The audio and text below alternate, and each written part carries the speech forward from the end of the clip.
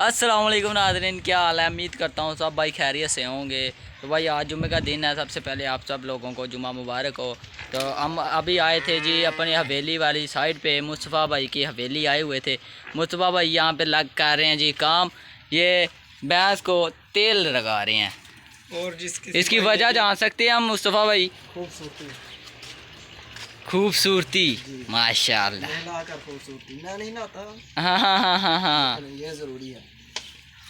हाँ, तो ये कह रहे हैं कि भैंस को जब हम नहलाते हैं तो जैसे हम नहा के और बालों को तेल वगैरह लगाते हैं, ऐसे ही भैंसों को भी नहला के और ये तेल लगा रहे हैं।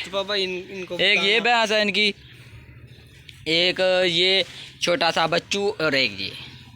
इनको बताना चाहते हैं कि मर्द भी नहाते नहीं है। हाँ, खास कर मुस्तफ़ा भाई।